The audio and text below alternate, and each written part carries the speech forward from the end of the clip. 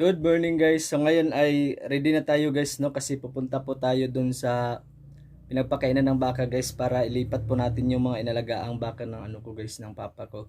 Kasi yung papa ko ngayon guys ay nagtatrabaho. So ngayon ako muna yung pupunta doon guys para ipapakain yung mga baka. So ayan, abangan natin guys kung gaano kalayo yung lalakbay natin para makapunta po tayo doon sa mga pakainan. So ayan, abangan natin.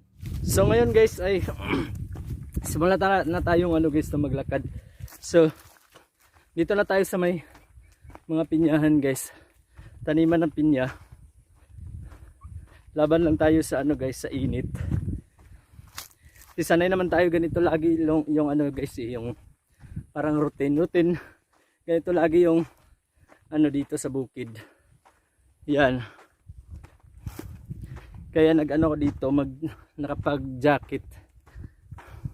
Tapos nakadoble guys para hindi masyadong ano, hindi masyadong mano ng init, ma-burn. Ayan.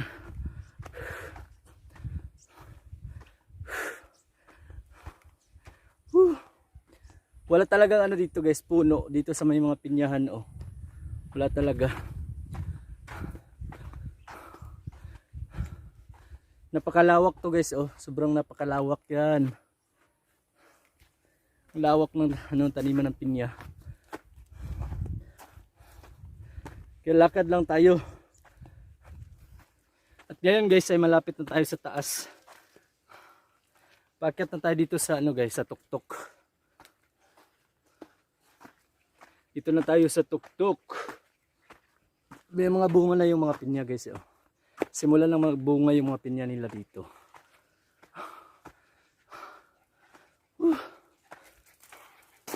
Tapos makita nyo ngayon guys yung binabaybay ko. Sobrang layo. Nakakahingal.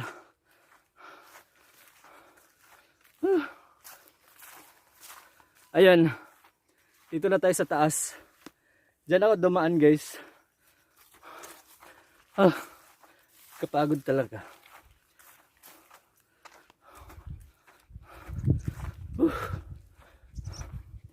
Yan.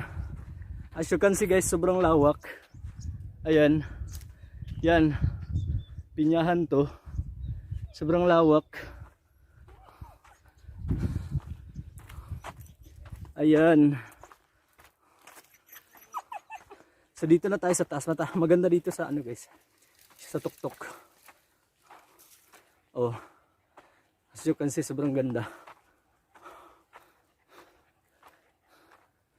Yan.